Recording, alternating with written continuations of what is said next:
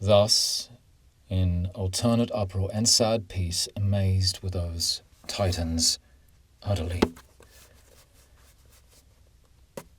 O leave them, Muse! O leave them to their woes! For thou art weak to sing such tumults dire. A solitary sorrow best befits thy lips, and antheming a lonely grief. Leave them, O Muse, for thou, Anon, wilt find many a fallen old divinity wandering in vain about bewildered shores. Meantime, touch piously the Delphic harp, and not a wind of heaven but will breathe in aid soft warble from the Dorian flute. For lo, 'tis for the father of all verse. Flush everything that hath a vermeil hue, let the rose glow intense and warm the air, and let the clouds of even and of morn float in voluptuous fleeces over the hills. Let the red wine within the goblet boil, cold as a bubbling well. Let faint-lipped shells, or on sands or in great deeps, vermilion turn through all their labyrinths, and let the maid blush keenly as with some warm kiss surprised. Chief isle of the embowered Cyclades, rejoice, O Delos, with thine olives green and poplars and lawn shading palms and beech, in which the zephyrs breathe the loudest song, and hazels thick, dark-stemmed, beneath the shade. Apollo is once more the golden thread. Where was he when the giant of the sun stood bright amid the sorrow of his peers? Together had he left his mother fair and his twin sister sleeping in their bower, and in the morning twilight wandered forth beside the osiers of a rivulet, full ankle deep in lilies of the vale. The nightingale had ceased, and a few stars were lingering in the heavens, while the thrush began calm-throated. Throughout all the isle, there was no covert, no retired cave unhaunted by the murmurous noise of waves, though scarcely heard in many a green recess. He listened, and he wept, and his bright tears went trickling down the golden bow he held. Thus with half-shut suffused eyes he stood, while from beneath some cumbrous boughs hard by with solemn step an awful goddess came, and there was purport in her looks for him, which he with eager guess began to read, perplexed, the while melodiously he said,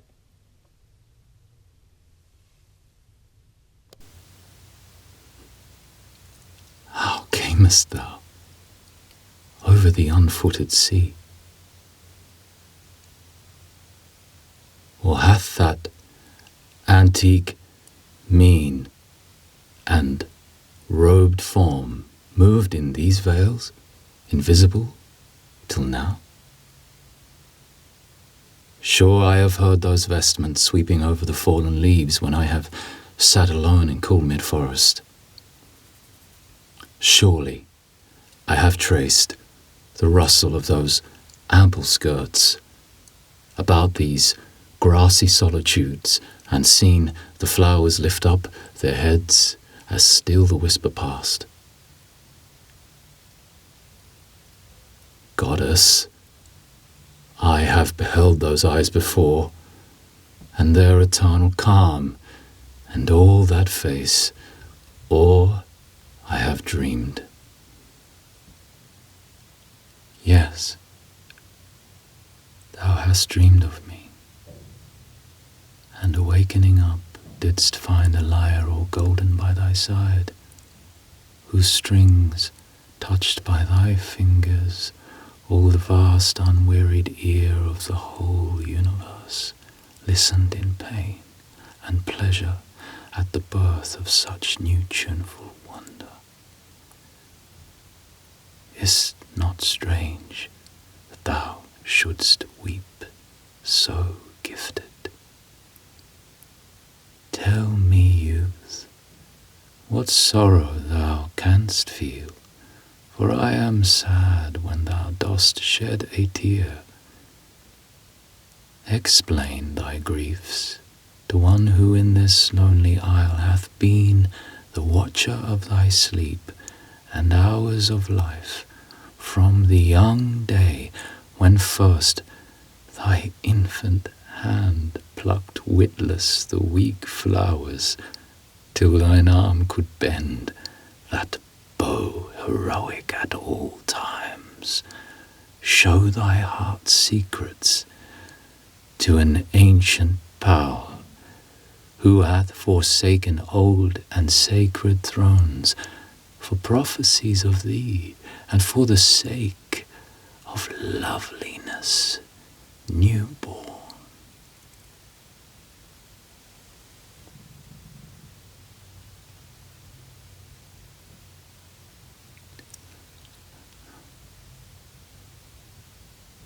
Mnemosyne? Thy name is on my tongue, I know not how. Why should I tell thee what thou so well seest? Why should I strive to show what from my lips would come no mystery? For me, dark, dark and painful vile oblivion seals my eyes.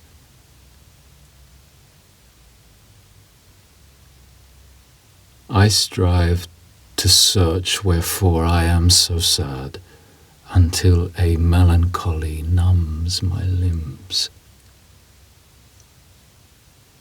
And then upon the grass I sit, and moan like one who once had wings. Oh, why should I feel cursed and thwarted when the leisureless air yields to my step aspirant? Why should I spurn the green turf as hateful to my feet? Goddess benign, point forth some unknown thing. Are there not other regions than this isle? What are the stars? There is the sun, and the most patient brilliance of the moon, and stars by the thousands. Point me out the way to any one particular beauteous star, and I will flit into it with my lyre and make its silvery splendor pant with bliss. I have heard the cloudy thunder.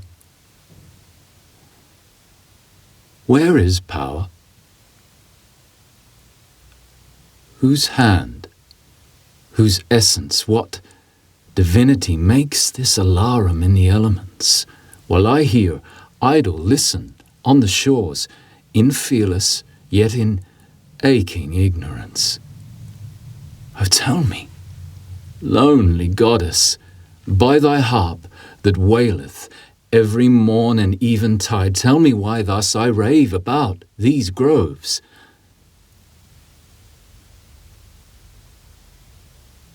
Mute thou remainest,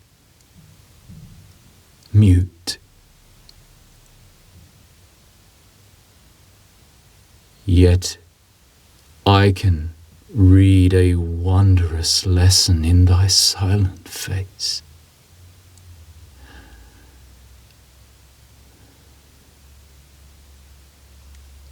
Knowledge, enormous, makes a god of me. Names, deeds, grey legends, dire events, rebellions, majesties, sovereign voices, agonies, creations, and destroyings all at once pour into the wide hollows of my brain, and deify me, as if some blithe wine or bright elixir peerless I had drunk, and so become immortal.